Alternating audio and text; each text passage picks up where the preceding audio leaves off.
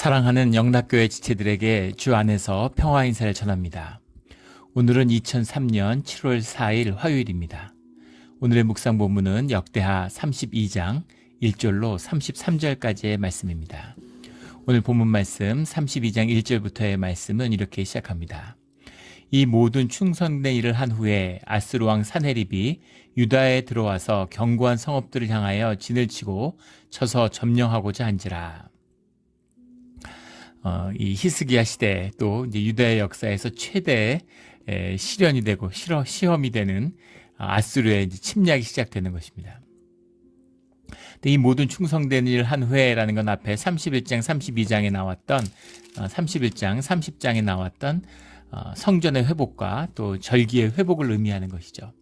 절기가 회복되고 하나님을 향한 제사와 예배가 회복되어서 다 한마음으로 주님을 찬양하는, 주님 안에서 한마음이 돼서 산당을 제거하고 이 성전을 회복하고 6월절의 절기를 은혜 가운데 잘 지키고 나니까 이 일들이 다 이루어지고 유다가 회복되고 나니까 그러니까 엄청난 시험이 닥쳐오는 거죠. 아수르의 침략입니다. 그 시리아 아람의 왕국과 그 이스라엘을 절단낸 이 거대한 파도와 같이 완전히 팔레스타인 일대를 다 휩쓸어버린 이 아수르의 침략이 유다를 딱 점령해 오는 거예요. 성읍들을 향하여 진을 치고 쳐서라고 되어 있는데 역대왕 18장에 보면 46 성읍을 점령했다 이렇게 나오죠. 유다도 예루살렘을 제외하고는 그 아수르의 군대가 다 점령한 겁니다. 세계 제국이 나타난 거죠.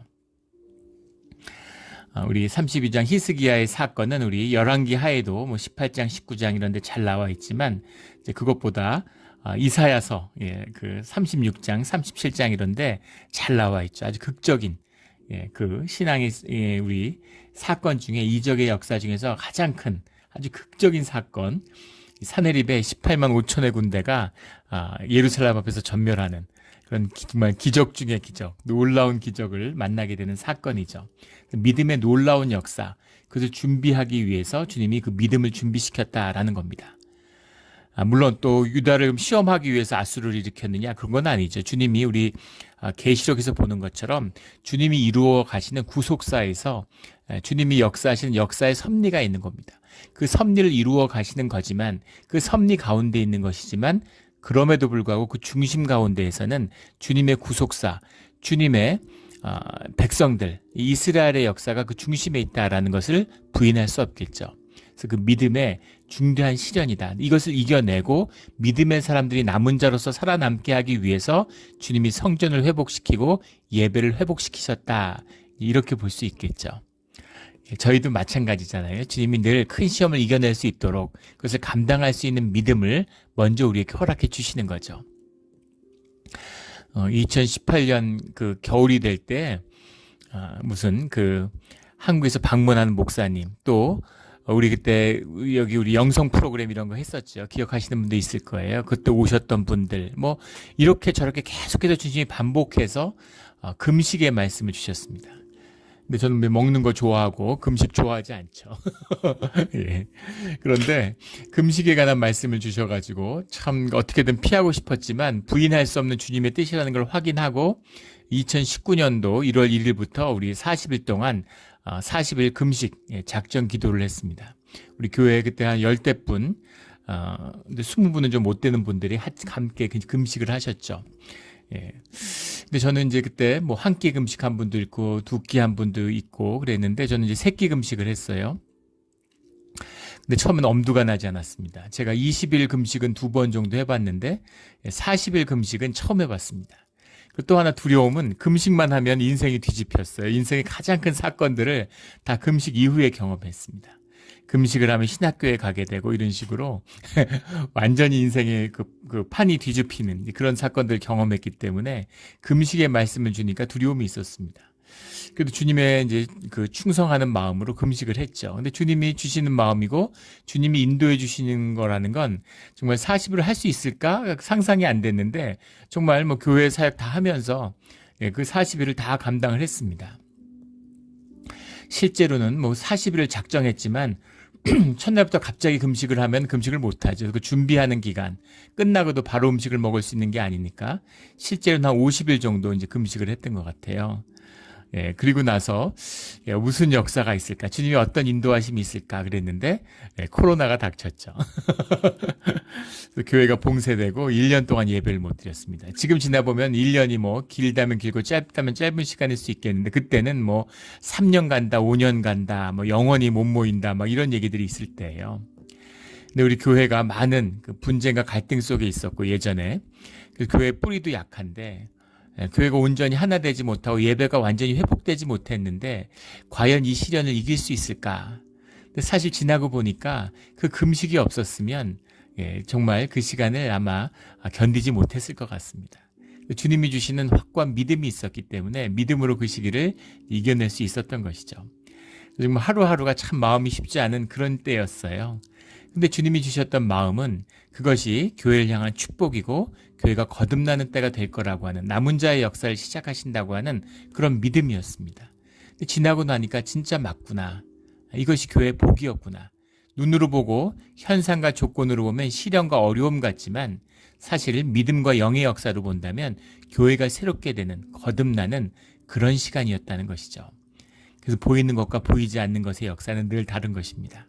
그래서 주님이 교회를 극적으로 회복시켜 주시는 은혜의 시간을 허락해 주시는 거죠. 이것처럼 전쟁이 나고 유다가 막 시험에 휩싸이고 이런 일들이 현상으로 보면 어려운 일인 것 같지만 영의 눈으로 본다면 그러면 사실은 부흥의 역사의 준비다.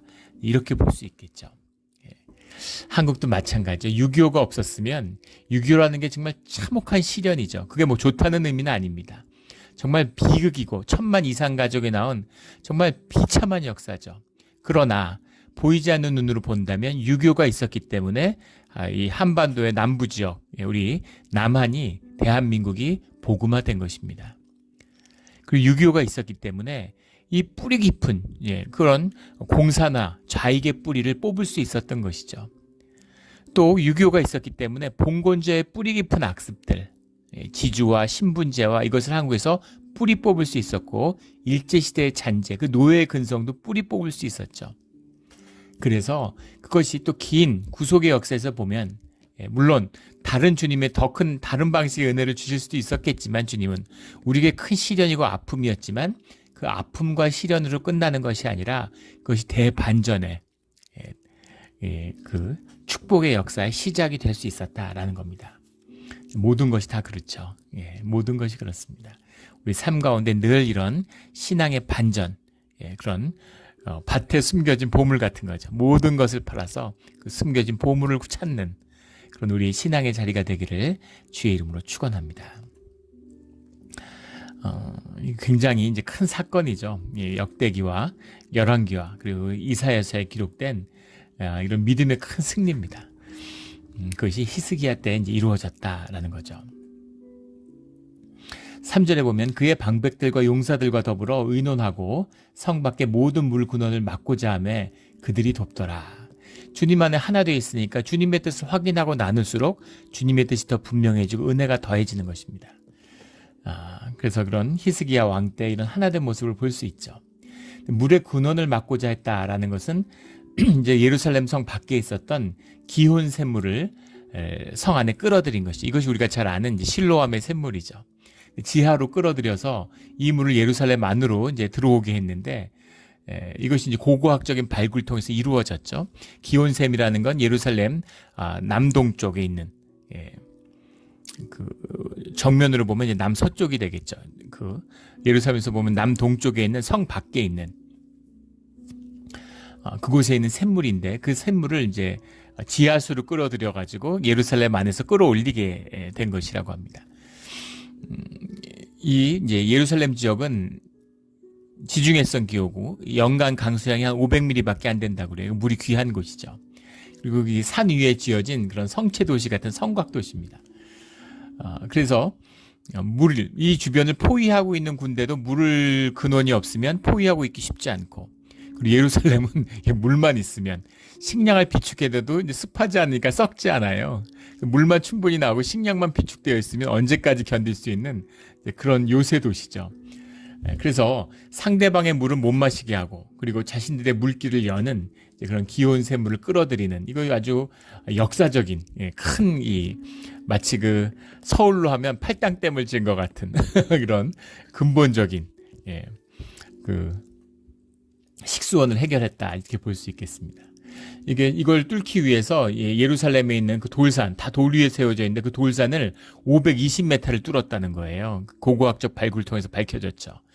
지금 생각하면 500m 아무것도 아니죠. 지금 집에 우물물 같은 거 뚫어도 한 2,000m씩 뚫고 2,000~3,000m 뚫고 아무것도 아니잖아요. 10,000m도 뚫을 수 있고 뚫은 그런 기록도 있죠. 그 지질 연구 같은 걸 위해서. 근데 이 시절에는 무슨 드릴이 있는 것도 아니고 전동식 무슨 드릴이 있는 게 아니죠. 정과 망치로 뚫은 겁니다. 정과 망치로 돌산을 500m를 뚫었다고 한번 생각해 보세요. 그리고 그것을 지금처럼 파이프로 뚫는 게 아니잖아요. 사람이 뚫어야 되니까 사람이 들어갈 만큼의 폭은 돼야 되지 않겠습니까? 그러니까 이제 두레박 같은 걸로 이제 우물물을 내릴 수 있는 거죠. 이게 얼마나 힘든 일이었을지를 이제 상상하실 수 있겠죠. 그래서 정말 놀라운 일을 해낸 겁니다. 주님의 은혜로 주님의 역사하심을 지켜내는 것이지만 주님의 은혜는 우리의 삶의 끝에서 만나게 되는 겁니다. 우리가 최선을 다하고 준비를 다 하는 거예요. 만나도 내려주시는데 하늘에서 예루살렘만 비를 내려주시고 돌에서 샘물이 솟아나게 물론 주님이 그렇게 하실 수도 있겠죠. 그러나 주님이 그렇게 행하지 않는다고 해서 주님의 역사하심이 아닌 것이 아니라는 겁니다. 주님은 우리를 통해서 우리가 그 역사의 주인으로 이루어내는 역사의 섭리를 주님의 뜻을 이루어가는 역사의 주인이 되기를 원하시는 거죠. 우리의 삶이 성장하고 우리가 성취를 맛보게 하는 것 이게 주님의 뜻입니다. 굉장히 중요한 비밀이죠. 우리가 음식을 해서 소화를 잘 시키는 이유식 먹으니까 좋잖아요. 이유식만 계속 먹으면 평생 이유식만 먹으면 좋겠다. 그러면 위가 퇴화하게 되죠. 그럼 몸에 기력이 없고 성장하지 못하는 겁니다. 세상이 주는 안일함의 거짓이죠. 주님은 우리의 삶을 개척하기를 원하시는 거잖아요. 우리를 광야로 불러내시는 그 뜻이 있는 거죠. 이 물의 근원을 뚫어냈다는 겁니다. 이런 게 있었기 때문에 저항할 수 있는 거죠. 물론 여기서 살아남았던 건 주님의 큰 역사하심이 있었기 때문이지만 하지만 그것을 위한 믿음의 준비를 이루어 갔다는 겁니다. 5절에 히스기야가 힘을 내어 무너진 모든 성벽을 보수하되 망대까지 높이 쌓고 또 외성을 쌓고 다윗의 성 밀로를 견고하게 하고 무기와 방패들을 많이 만들고 외성을 쌓았다는 것은 예루살렘의 외곽에 있는 성벽을 쌓았다는 것이 아니라 이중성체를 쌓았다는 얘기입니다. 이 의미가 무엇인지 이게 히스기야 왕 때 이루어졌다는 거죠. 이 의미가 무엇인지가 궁금하신 분들 이 이중성체가 어떤 것이었냐. 그 당시는 모두 공성전으로 돌을 던져서 성벽을 무너뜨리는 거잖아요. 그러니까 성벽이 무너지면 그러면 병사들이 물밀듯이 들어오겠죠. 이것이 그 당시에 대포도 없는데 두 가지 중에 하나인 겁니다. 하나는 사다리를 걸어서 공성차를 대서 성벽을 기어 오르거나 아니면 공성기를 이용해서 돌을 던져서 성체를 무너뜨리거나 그 두 가지밖에 없어요. 아니면 성전의 성벽의 대문, 정문에 있는 그 나무의 대문을 이제 그 큰 통나무 같은 걸 이용해 가지고 이제 쐐기처럼 만들어서 부시는 그런 방법도 있죠. 그런데 예루살렘은 산 위에 지어지는 그 성체 도시이기 때문에 거기다가 공성대를 놓고 성벽을 기어 오른다는 건 불가능합니다. 또 거대한 이 공성기를 가지고서 무슨 정문을 부순다든가 이런 거 불가능하죠. 방법은 뭐냐면 포위해서 이 굶어 죽을 때까지 기력이 떨어질 때까지 기다리는 방법밖에 없어요. 로마가 예루살렘을 점령하는데 3년이 걸렸죠. 전성기에 세계 대제국인데 반란의 도시 예루살렘 도시 하나를 점령하는데 3년이 걸린 겁니다. 4개 군단이 포위를 하고. 그런데 그것도 결국에는 식량이 부족해서 식량이 다 돼서 그렇게 점령이 당했던 것이죠. 그래서 이제 외성을 쌓는 성벽이 무너지지 않도록 이중성체를 쌓은 거예요. 이 이중성체가 무엇인가를 가장 잘 알 수 있는 방법은 킹덤 오브 헤븐이라는 영화가 있습니다. 중세의 전쟁을 다룬 영화 중에는 최고봉이라고 그러죠. 가장 사실적이고 가장 완벽하게 고증을 해냈다 이런 평을 듣는데 영화 내용도 아주 훌륭하죠. 그 킹덤 오브 헤븐이라는 영화를 보면 이슬람이 와서 살라딘이 오는 이슬람과 그 예루살렘 지키고자 하는 십자가의 전투입니다. 그러면 예루살렘의 이중 성체라는 것이 어떤 것인지가 너무너무 자세히 잘 설명이 돼 있어요. 뭐 그 영화를 한번 보면 백문이 불여일견입니다. 이 성체 도시가 히스기야 때 완성이 된 것이죠. 7절에 이 무리를 모아놓고 성문 광장에서 이제 그들을 말로 위로하여 7절에 너희는 마음을 강하게 하며 담대하게 하고 아스로 왕과 그를 따른 온 무리로 말미암아 두려워하지 말며 놀라지 말라. 우리와 함께 하시는 이가 그와 함께 하시는 자보다 크니 우리는 하나님의 백성이고 주님이 우리를 도우시지 않느냐. 두려워하지 말라. 늘 두려움 앞에 무너지는 것이죠. 그런데 두려워하지 말아라. 두려움을 이기면 그 세상의 두려움, 그 세상은 겁주는 거잖아요. 거짓이 세상 권세의 본질입니다. 그래서 그걸 마주하고 생명으로 그 도전과 마주하면 항상 생명이 이겨요. 이것이 역사에 흐르는 창조의 섭리입니다. 주님의 가장 중요한 섭리예요. 두려움과 맞서 이기면 세상에 무서울 것이 없는 것이죠. 이것을 역사가 증거합니다. 뭐 그 예를 수십 가지 들 수 있겠지만 그 두려워하지 말라. 주님이 늘 우리에게 말씀하시는 거예요. 성경에 두려워하지 말라는 말씀이 365번 나온답니다. 1년에 일독하면 하루에 한 번꼴로 만나는 것이 두려워하지 말라. 두려움과 싸워 이겨야 되는 거죠. 세상의 두려움을, 생존의 두려움을 이기는 주의 자녀들이 되기를 예수 그리스도 이름으로 축원합니다. 두려워하지 말아야 되는 거죠. 너 어떻게 두렵지 않겠어요? 세계 모든 나라들을 다 무너뜨린 지금 애굽을 무릎 꿇리는 세계 제국인데, 그런데 그런 나라의 군대가 18만 5천의 군대가 예루살렘을 둘러싼, 예루살렘 백성들보다 더 많은 숫자의 군대가 둘러싸고 있는데, 그런데 어떻게 두렵지 않겠습니까? 근데 두려워하지 말라 이렇게 말씀하시는 거죠. 8절에 그와 함께하는 자는 육신의 팔이요 우리와 함께 하시는 이는 우리의 하나님 여호와시라. 우리를 도우시고 우리를 대신하여 싸우시리라 이렇게 선포하는 겁니다. 육신의 팔이라는 말은 세상 힘, 그럼 뭐 이제 파워를 의미하는 건데, 육신의 팔이란 말은 연약함이죠. 그래봐야 세상 권세, 그래봐야 물리적인 힘일 뿐이야. 영적인 권세, 하나님의 능력이 우리와 함께 있어, 이런 겁니다. 그 말씀을 선포하니까 백성이 유다 왕 히스기야의 말로 말미암아 안심하니라 이렇게 되어 있습니다. 지금 상황과 조건이 달라진 게 없죠. 18만 5천의 병력이 성을 에워싸고 있는데, 그런데 지금 이런 말 들었다고 안심이 되겠습니까? 사람들이 마음이 평안해진 거죠. 이것이 영의 비밀이고 말씀의 비밀입니다. 항상 영이에요. 모든 문제는 영에서 풀리는 겁니다. 영에서 물질이 나왔잖아요. 물질을 다스리는 모든 것이 영에서 시작되는 거죠. 깊은 창조의 섭리가 이 안에 들어 있습니다. 벽돌과 우리의 뇌가 똑같은 걸로 이루어져 있다는 그 근원적인 것으로 내려가면 물리학자들의 밝히는 분명한 증거 가운데서도 같은 걸로 이루어졌던, 성분이 같다는 겁니다. 만들어진. 완전히 다르게 기능하죠. 근데 뇌에는 생명이 있고 영이 있잖아요. 이게 말이 됩니까? 그게 주님의 창조의 섭리인 거죠. 영이 모든 물질을 다스리는 권세가 있어요. 우리 마음에 평강이 일어나면 우리의 환경과 조건이 바뀌는 겁니다. 생존의 굴레죠. 먹고 사는 걸 두려워하는 사람은 죽을 때까지, 육신을 벗을 때까지 그 생존에서 벗어나지 못합니다. 늘 두려움에 벌벌 떨어요. 물에 빠진 사람은, 물에 빠져 죽을까 봐 걱정하는 사람은 빠져 죽는 것이죠. 근데 물에 빠져서 정신을 잃으면 사람이 저절로 몸을 뒤집어서 숨을 쉬게 하고, 그리고 강물에 떠밀려 가지고 그 바닷가에 도착한다는 겁니다. 이것이 이제 그 섭리의 한 영역인 거죠. 수영을 잘하는 사람 순으로 죽는데요. 내가 헤엄쳐서 바다가 육지가 보이니까 헤엄치다 보면 저체온이 와가지고 그래서 죽는 거죠. 탈수가 일어나고 그렇게 된다는 겁니다. 이 말씀이, 이게 주님의 말씀이고 주님만 하나 되어 있으니까 그 영이, 말씀이 영이 돼서 움직이니까 심령이 위로를 받고 영이 하나가 되니까 주님 안에 있으니까 평강하고 안심이 되는 거죠. 아무것도 한순간에 무너질 것 같은 위기 속에 있는데도 안심이 되고 평안했다라는 겁니다.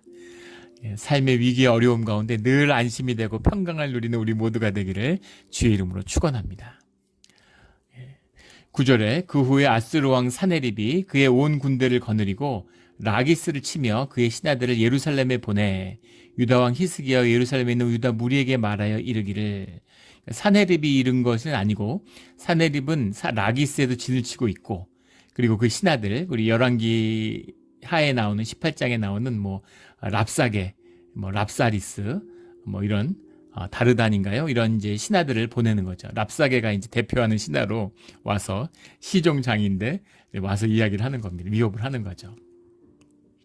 우리 병자호란 이런 데 보면 청나라 만주족의 황제인 퐁타이지는 내려오지 않죠. 용골대가 내려오는 겁니다. 용골대가 와서 남한산성을 둘러싸고 한 달 보름 정도 이렇게 둘러싸고 있다가 이제 거의 함락될 것 같다, 항복할 것 같다, 이럴 때 이제 홍타이지가 내려오는 거죠.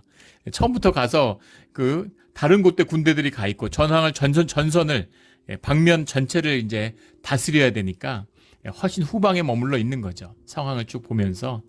그리고 이제 선발대가 와서 둘러싸고 있는 겁니다. 실제 전쟁이 나는 게 아니고 성문을 열고 쳐들어 나온다는 건 엄두도 못 내니까 선발대가 와서 이제 싸고 있는 거죠. 용골대가 가서 길을 꺾으려고 하는 거예요. 그가 왕의 이름을 선포하는 거죠. 히스기야가 여호와의 이름으로 말씀을 선포하는 것처럼.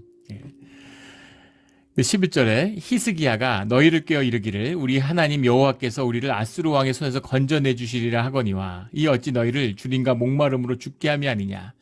여호와가 도와준다고 너희들은 결국 그 안에서 다 굶어 죽어. 이렇게 유업을 하는 거죠. 기싸움이죠. 영을 꺾어야 되는, 영이 죽으면, 기가 죽으면 죽는 거죠. 소를 끌고 가는데 소가 등치가 얼마나 커요? 소가 거의 1톤이 넘어가잖아요. 1000kg가 넘어갑니다.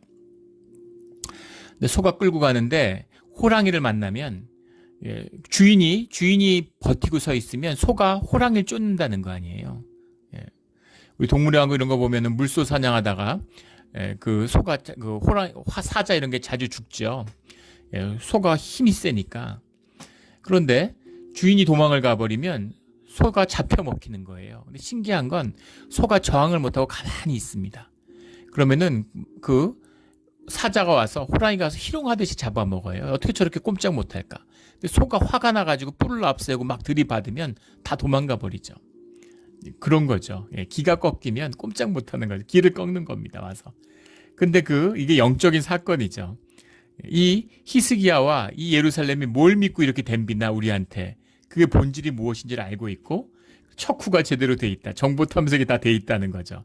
얘네들이 뭘 믿고 이렇게 덤벼 다 항복하는데, 근데 그 중심에 여호와 하나님에 대한 믿음이 그들을 지키고 있다라는 것을 알고 있으니까 그 믿음을 깨려고 그러는 거죠. 이것이 세상의 역사함입니다. 믿음을 깨려고 그러는 거죠. 그래서 너희는 결국 죽어. 이게 세상 위협이잖아요. 세상 위협이 이거 하나입니다. 너희 굶어 죽어. 너희 어떻게 먹고 살려고 그래? 이런 거죠. 하나님이 너희를 지켜주신다고? 너 돈 없으면 어떻게 되는 줄 알아? 이런 거죠. 그래서 겁 주는 겁니다. 그리고 여호와께서 너희를 어떻게 건져내겠느냐? 겁을 주는 거예요. 12절에 이 히스기야가 여호와의 산당들과 제단들을 제거하여 버리고 유다와 예루살렘에 명령하여 이르기를 너희는 다만 한 제단 앞에 예배하고 그 위에 분향하라 하지 아니하였느냐. 이걸 조롱으로 하는 거예요. 산당과 제단을 제거해 버렸다는 게 무슨 의미일까요? 히스기야가 신앙을 회복하고 성전을 개혁했다고? 히스기야는 엉터리야. 이런 얘기죠. 진짜 이 히스기야가 하나님의 사람이고 그 사람이 열심히 신실한 사람이면 어떻게 산당을 제거하고 제단을 제거하겠냐? 이런 겁니다. 여기서도 알 수 있는 것처럼 산당 숭배, 제단 숭배가 전부 다 우상 숭배와 관련되어 있는데 여호와 숭배의 탈을 쓰고 있다라는 사실을 짐작하게 하는 것이죠. 열왕기에 보면 제단 산당을 제거할 때 모세의 노뱀을 제거했다라는 말씀이 나오죠. 모세의 노뱀이라는 것은 하나님의 구원의 표상이잖아요. 그런데 하나님을 숭배라는 얘기지 노뱀을 숭배라는 얘기는 아니죠. 근데 사람들 눈에 보이니까 노뱀을 숭배하는 겁니다. 교회에 다니는데 교회 건물이 교회인 줄 아는 분들이 많습니다. 물론 그걸 그 자체가 뭐 나쁘다고만 하는 그렇게 시작하는 것이죠. 처음에 하나님이 보이지 않는데 신앙이 뭔지 모르는데 믿음이 뭔지 모르는데 교회 나온 첫날부터 믿음이 있고 그런 사람이 어디 있겠어요. 삶을 썼고 삶 가운데 주님을 만나기 위한 여정이 시작되는 것이죠. 그러나 그런 이 표상들이 우상 숭배로 흐를 수 있다는 거죠. 중세 그 교회의 천사 숭배, 천사 자체를 인정하지 않으려는 분들이 있어요.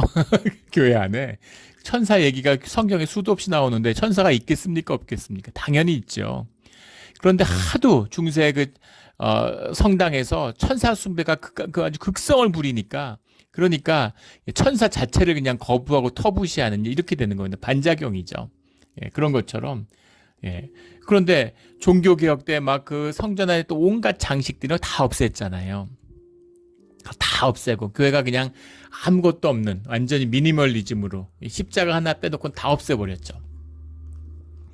그렇게 없애는데 그걸 비난하는 겁니다. 야 진짜 믿음이 있는데 어떻게 예수상을 없애고 마리아상을 없애고 천사상 다 떼어내고 그게 무슨 믿음이야. 진짜 믿음이 있으면 어떻게 그럴 수가 있어. 이렇게 얘기하는 거죠.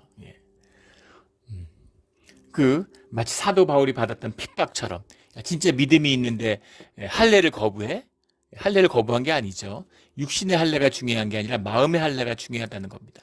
마음의 할례는 받지 않으면서 육신의 할례를 받고 구원받았다고 우기는 교회가 타락하고 기독교가 타락하니까 이제 무슨 교회 멤버십이 구원의 징표같이 심지어는 그것도 이제 무너져가지고 뭐 유튜브로 예배드렸다 그러고 그럼 내가 크리스찬이라는 거죠. 그런 모습을 그런 식으로 이제 공격을 하는 거예요. 히스기야의 종교개혁은 가짜야. 너희들이 봤잖아. 산당을 제거하고 제단을 제거하는데 무슨 그게 여호와를 회복하는 거야. 우상 숭배만 하니까 이제 그거를 종교의 열심 이런 것이 신앙이라고 착각하고 있는 것이죠. 악한 지혜가 있는 겁니다. 그러면서 산당을 제거한 자, 제단을 제거해 버린 자를 어떻게 너희들이 여호와를 숭배한다고 할 수 있어? 바알 숭배도 여호와의 숭배와 하나였다고 그랬죠. 그렇게 오염된 것을 이제 제거했는데 그걸 오히려 이제 반대로 공격하는 거죠. 마귀의 거짓이라는 것을 볼 수 있는 겁니다. 13절에 모든 나라의 신들이 능히 그들의 땅을 내 손에서 건져낼 수 있었느냐. 어떤 그 너희들이 믿는 그런 종교가 나의 침략으로부터 너희들을 지켜줬느냐. 다 그 당시는 종교를 중심으로 민족을 이루고 있는 거잖아요. 모든 민족을 다 휩쓸었는데 모든 재단을 다 휩쓸었는데 너희만 살 것 같아? 이런 얘기죠. 아수르를 일으킨 것도 바벨론을 일으키는 것도 로마를 일으키는 것도 주님이라는 것을 이제 망각하고 있는 거죠. 자기의 처지를 쓰임받았다고 해서 자기는 그 쓰임받음을 모르고 있는 거예요. 하나님의 구속의 섭리를 모르고 있는 겁니다. 이제 어리석음, 세상의 어리석음일 뿐인 거죠. 그래서 쓰임받았다고 하는 것이 뭐 대단한, 물론 중요한 것이지만 그게 무슨 구원의 내용은 아니라는 겁니다. 누구도, 마귀도 쓰시는데 산해립도 쓰시는데 뭘 못 쓰겠어요. 쓰임받았다고 구원받았다는 의미가 아니라는 것이죠. 15절에 그런즉 이와 같이 너희는 히스기야에게 속지 말라. 꾀임을 받지 말라. 자기들이 속이는 세력인데 속지 말아라. 이게 영적 전쟁의 본질이 뭐가 진짜냐 이거죠. 히스기야가 가짜다. 히스기야가 신앙을 무너뜨리는 자다 이렇게 공격하는 거예요. 그러니까 어디를 공격해야 되는지 사실 알고 있다라는 거죠. 늘 싸움이라는 것은 무엇을 지키느냐, 무엇이 내 삶의 가장 중요한 가치냐 하는 싸움이죠. 삶에서 가장 중요한 것을 놓치지 않는 우리 모두가 되기를 주의 이름으로 축원합니다. 히스기야를 비방하였다. 사네립과 신하들도 더욱 여호와 하나님과 그의 종 히스기야를 비방하였으며 사네립은 여호와를 비방하고 사네립의 신하들은 히스기야를 비방하는 거죠. 그러니까 하나님의 종은 사네립의 종이 비난하는 겁니다. 아주 히스기야를 비방하는 건 하나님과 하나 됐으니까 하나님을 비방하는 것이죠. 하나님의 진노를 부르는 아주 어리석은 짓을. 주님의 쓰임을 받는 자들은 그 안에서의 겸손함이 있어야 되는 거죠. 어리석고 교만하기 때문에 그 주님의 뜻을 거스르는, 주님의 뜻 가운데 있는데 주님의 뜻을 거스르는 짓을 하는 겁니다. 17절에 사네립이 또 편지를 써보내어 이스라엘 하나님 여호와를 욕하고 비방하여 주님을 막 비방해요. 18절에 사네립의 신하가 유다 방언으로 크게 소리질러 예루살렘 성에 있는 백성들을 놀라게 하여 괴롭게 하여 그 성을 점령하려 하였는데 그 유다의 방언으로 크게 소리 질렀다. 산헤립의 신하가 그 랍사게가 그 유다의 말로 막 이야기하는 거, 유다 방언으로. 열왕기에 보면 그 18장에 보면 그러지 말아달라고 부탁하는 모습이 나오죠. 아람어로 좀 얘기해달라 이렇게. 백성들이 다 들으니까 그 일종의 심리전이죠. 우리 그 휴전선 같은 데서 확성기로 이렇게 이야기하는 것처럼 거기에 흔들리는, 백성들이 흔들릴까봐 하는 두려움이 있는 겁니다. 그 다음에 또 여러 가지 효과가 있을 수 있겠죠. 믿음의 백성들인데 랍사게가 또 산헤립이 와서 이런 식으로 랍사게가 유다 방언으로 얘기한다고 해서 그런 거에 흔들린다고? 흔들리죠. 전쟁 중에 훈련소 같은 데 가서 우리 뭐 야외 종합훈련 이런 거, 유격훈련 이런 거 봤는데 그 중간에 쉬는 시간에 눈깔 사탕 같은 걸 하나씩 나눠줘요. 예. 아마 군대 갔다 오신 분들 기억하실 겁니다. 그리고 저녁에 훈련 다 끝나면 밖에 앉아놓고 컵라면을 하나씩 줍니다. 다 어른인데, 다 큰 어른들이 군대 와 있고 자기가 무슨 일 하는지 다 알고 있는데, 그런데 눈깔 사탕 하나 준다고 사기가 올라갈까요? 그게 말이 됩니까? 눈깔 사탕 먹으면 사기가 충천해지는 거죠. 밤에 컵라면 하나 먹으면 세상이 다 내 것 같은 위로를 받죠. 이겁니다. 전쟁의 모습입니다. 그래서 이런 말을 들으면 사기가 떨어지는 거죠. 사기를 우려하는 말도 있고, 유다 방언으로 얘기했다는 건 이런 의미가 있어요. 우리 역사적으로 보면 사면초가 같은 것. 사면초가라는 말이 있죠. 사방이 다 초나라의 노래다. 한 나라와 초나라가 싸우는데 한 나라의 유방이 초나라의 항우를 포위했죠. 마지막 전투를 하는데 밤에 초나라의 노래를 한 나라의 병사들이 부르는 겁니다. 그러니까 밤에 있는데 초나라의 노래가 들리니까 어떻겠어요? 야, 이 초나라가 다 배신했구나.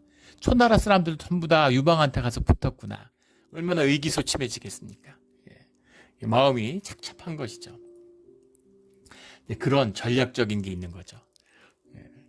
그 프랑스가 이탈리아를 침략했을 때 그 회담을 하는데, 이제 종전회담을 하는데, 사실은 그 나폴레옹은 이 태어났던 그 자기 고향은 태어날 때는 이제 이탈리아였다 그러죠. 그리고 이제 공부를 프랑스에 가서 해서 그렇지, 사실은 아버지도 이탈리아 사람이고 자기도 이탈리아 사람으로 태어났습니다. 그러니까 이탈리아가 사실은 모국어고 덮어봐가지고 유창한 거죠. 회담을 하는데 이탈리아어로 얘기를 하니까, 그러니까 이제 그 베니스의 그 사신들이 그 협상단이 제발 이제 이탈리아 말을 쓰지 말아달라고 불어로 얘기해달라. 그렇게 우리가 불어를 쓸 테니까 그렇게 부탁하는 점이 역사의 기록에 보면 나옵니다. 그러니까 그 이탈리아를 유창하게 얘기를 하면 기가 꺾이는 거죠. 기가 꺾이는 거예요. 그래서 이탈리아 사람인데 프랑스 군대에서 그 지휘관이네? 이러면 얼마나 마음 이게 기가 꺾이겠어요. 그런 것을 이용하는 거죠. 그래서 유다 방언으로 크게 소리를 질렀다. 이런 겁니다. 여러 가지로 힘든 상황인 거죠. 20절에 이러므로 정말 정말 바다같이 펼쳐져 있는 그 군대, 거기다가 왜 기세 여러 가지를 들을 때 점점 위협이 느껴지는 겁니다. 히스기야 왕이 아모스의 아들 선지자 이사야와 더불어 하늘 향하여 부르짖어 기도하였더니 21절에 여호와께서 한 천사를 보내어 아스로 왕의 진영에서 모든 큰 용사와 대장과 지휘관들을 멸하신지라.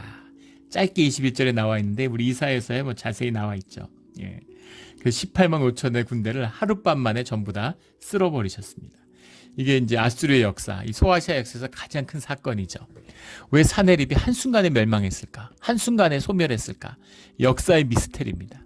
이 역사의 미스테리에 대해서 여러 가지 해석들이 있는데, 그런데 성경은 단 한 줄의 역사 기록으로 남기고 있는 거죠. 이 사건을 기록하는 그 시대의 역사의 기록은 없어요. 근데 성경에 기록되어 있으니까. 놀라운 역사죠. 18만 5천의 병력을 한순간에 하루아침에 쓸어버린 겁니다. 근데 물론 뭐 여러 가지 역병이 돌았을 것이다. 뭐 여러 가지 이제 가장 이제 우리가 합리적으로 그렇게 받아들일 수 있는 가설이죠. 역병이 돌아가지고 역병이 하루 만에 사람들 다 죽이진 않죠. 역병이 돌기 시작하면 벌써 군대를 뺐겠죠. 그렇게 다 죽을 때까지 그 앞에서 진치고 있진 않았을 겁니다. 역병이 돌았다는 해석은 이제 헤로도토스라고 하는 그 그리스의 유명한 우리가 알고 있는 히스토리라는 말, 그 사람이 쓴 히스토리라는 책 때문에 히스토리가 이제 역사가 된 거죠. 헤로도토스의 그 히스토리라는 책에 보면 이 사건에 대한 기록이 남겨 있는데 이 사건을 역사적 사실로 기록한 게 아니라 이 사건과 연관된 애굽의 설화를 소개하고 있어요. 그 애굽의 설화에 보면 들쥐들이 몰려와 가지고 들쥐들이 애굽 그 아수르의 병기를 다 갉아 먹어버렸다. 무기가 없어서 이 무기를 다 갈아가고 먹었기 때문에 후퇴했다. 뭐 이런 이제 설화가 기록되어 있습니다. 그 들쥐가 무기를 다 갈아먹었다는 것도 이것도 뭐 놀라운 이런 놀라운 이제 이 역사죠. 뭐 주님이 하시겠다고 하면 또 이것도 뭐 안 될 게 뭐 있겠습니까? 뭐 메뚜기 떼가 올 수도 있고 뭐든 올 수 있겠죠. 그래서 이 들쥐 떼에 대한 기록이 있기 때문에 그래서 들쥐들이 병을 옮기니까 흑사병 이런 걸 옮기니까 대규모 전염병이 돌았을 것이다. 이제 이런 이제 해석들이 있는 겁니다. 근데 그것이 무엇이든 간에 성경의 말씀은 분명히 그 중심에 주님이 계시고 어떻게 쳤든 간에 그것이 질병이든 뭐 뭐든 간에 하여간 주님이 하신 것이다라는 건 분명히 나와 있고 갑작스러운 사건이었다. 이 사건이 아수르의 세계 정복을 바꾼 것도 아닙니다. 그 아들 에셀 핫돈 때에 가면 그 국력이 사실은 최고조에 이르게 되죠. 그러니까 그 최고조로 가는데 왜 한순간 확 꺾였을까? 그것은 사실은 주님의 구원의 역사가 이런 그 천벌을 받지 않아도 됐는데 사네립의 교만, 하나님의 이름을 욕보이려고 했던 그것에 대한 하나님의 징계다라는 거, 레드라인을 넘은 겁니다. 하나님의 이 역사, 구속의 역사가 물결처럼 흘러가지만 이 교만을 조심해야 돼요. 늘 성경이 경계하는 거죠. 우리 주 안에서 늘 겸손한 우리 모두가 되기를 주의 이름으로 축원합니다. 그래서 그가 거기서 진 다음에 그의 신이 전에 돌아갔을 때 불의 신을 섬기죠. 이 아수르는 신전에 들어갔는데 신전에 들어갔을 때 그의 몸에서 난 자들이 거기서 칼로 죽였더라. 아드멜렉과 사레셀이라고 하는 자기 친아들들에게 성전에 들어와서 성전에서 죽임을 당하죠. 칼에 맞아 죽습니다. 그러니까 죽음 중에 가장 비참한 죽음을 당하게 되는 거죠. 천사가 쳐서 천사라고 해석을 했는데 이사야서에는 사자라고 나오죠. 여호와의 사자 똑같이 해석을 해야 되는데 여기서 이렇게 해석하고 저기선 말락이에요. 말라크라고 하는 것은 이제 메신저죠. 뭐 천사라고도 해석할 수 있습니다. 그런데 이제 7만 2천의 천사가 있다 이러는데 한 천사가 와서 주님이 아니라 주님이 보시는 한 천사가 와서 18만 5천의 병사를 한순간에 쓸어버린 겁니다. 이런 자들이, 이 연약한 자들이 주님을 욕보이고 욕했다는 게 주님을 모르니까 그럴 수 있는, 주님이 없다고 생각하니까 그럴 수 있는 것이죠. 어리석은 자들이죠. 그래서 이제 저주를 받아가지고 거기서 죽을 수도 있었는데 살아 돌아가서 아들들에게 칼을 맞아 죽는 비참한 죽음. 그래서 그 아들 멜렉과 사라세는 아버지를 또 죽였는데 그것에 대한 걸로 도망갔다가 다른 아들 에셀 핫돈에게 이제 죽음을 당하게 되죠. 그래서 예루살렘 주민을 아스루 왕 사네립의 손과 모든 적국의 손에서 구원하여 내사 사면으로 보호하셨다. 이렇게 나오죠.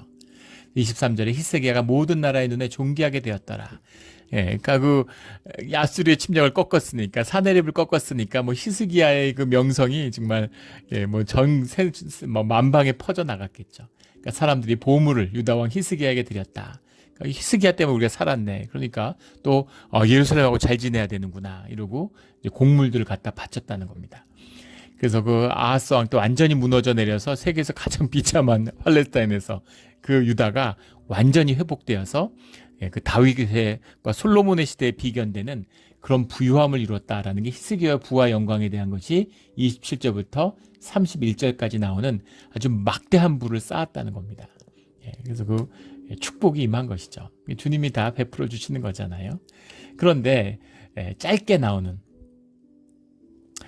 25절에 히스기야가 마음이 교만하여 한 절로 나오고 있는데 그가 받은 은혜를 보답하지 아니하므로 진노가 그와 유다와 예루살렘에게 내리게 되었더니 하나님의 큰 영광이 임했는데 그 영광을 주님께 돌리고 영광 가운데 머무르지 못한 거예요. 안타까운 거죠. 우리 이사야서 39장에 보면 잘 나와 있죠. 바벨론의 브로닥 발라단이라는 곡물을 가지고 지금 바벨론도 아수르의 밑에서 생존의 위협에 시달리고 있었는데 한숨 놓은 거죠. 브로닥 발란을 보냈는데, 야, 도대체 예루살렘, 유다가 어떤 나라길래 어떻게 아수르를 이길 수가 있지? 어떻게 이런 일이 가능하지? 이런 거죠. 그래서 한번 가서 알아봐. 그리고 공물을 가지고 왔는데 히스기야가 마음이 교만하여 그 받은 은혜를 보답하지 아니하므로, 햇십이란 말이 리턴이에요. 은혜를 보답하지 않았다라고 이렇게 해석을 했는데, 이러니까 마치 무슨 감사제를 안 지냈겠습니까? 감사의 공물을 드리지 않았을까? 그런 얘기가 아니죠. 주님의 영광을 온전히 주님의 것으로 여겼지 않았다는 겁니다. 그러니까 그것이 바로 히스기야가 바벨론의 신하들에게 자기의 부를 자랑한 것이죠. 자기 게 아닌데 왜 자랑하겠어요? 이게 내 영광이고 내 권위다. 돈으로 자기를 자랑하는 거예요. 야, 내 우리 집 봤지? 내 자동차 봤지? 이런 거예요. 근데 왕들이 자기 부가 있으니까 자랑할 수 있잖아요. 근데 문제는 뭐냐면 이 모든 것이 온전히 주님의 것으로 주어졌다는 겁니다. 그렇다면 히스기야 왕이 그것을 주님의 것으로 돌려야 되는 거죠. 그 겸손함을 주님이 구하시는 거예요.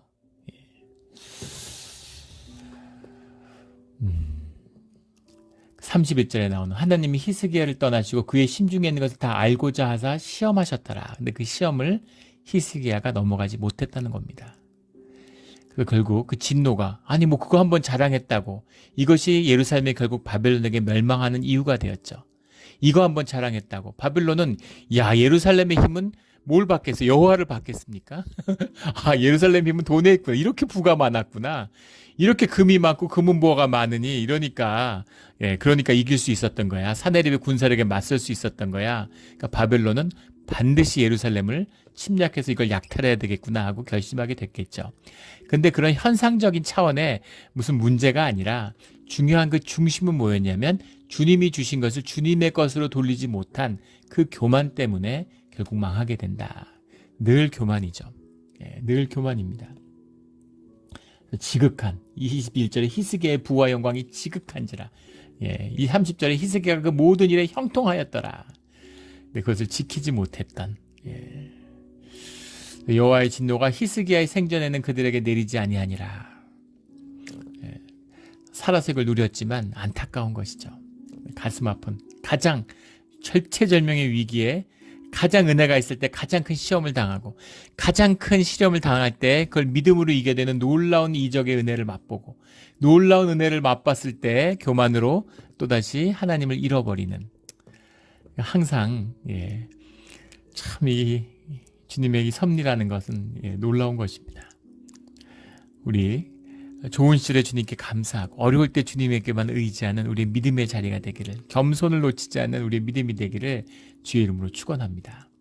33절에 그가 조상들과 함께 누움에 그를 다윗의 자손 묘실 중에 높은 곳에 장사하여 묘실에 들어가지 못한 왕들도 많았는데 그 묘실에 들어간 것은 물론 높은 곳에 장사해서 그의 죽음에 그에게 경의를 표하였더라. 다윗 이래로 가장 높은 가장 그 죽음을 존귀하게 맞이하는 이것이 히스기야가 실수가 있고 한번 넘어졌다고 해서 주님이 너 이제까지 준 은혜 다 걷어 이런 거 아니죠. 안타까운 마음으로 히스기야와 유다에게 은혜를 주기를 기뻐하시는 주님입니다. 우리에게 복 주시기를 원하고 복 주시기를 기뻐하는 주님이신 거죠.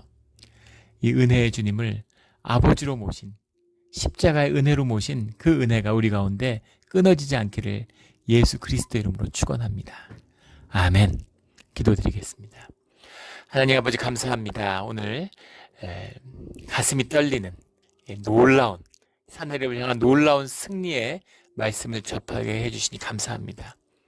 동일하신 하나님이 오늘 우리에게도 이런 역사하심으로 이런 놀라운 은혜로 이 형통의 길로 우리를 인도해 주심을 약속하고 말씀으로 확정하여 주시는 것에 감사를 드립니다. 은혜를 더하여 주시고 주님의 말씀을 믿음으로 성취하는 우리의 신앙의 길이 되게 하여 주시옵소서.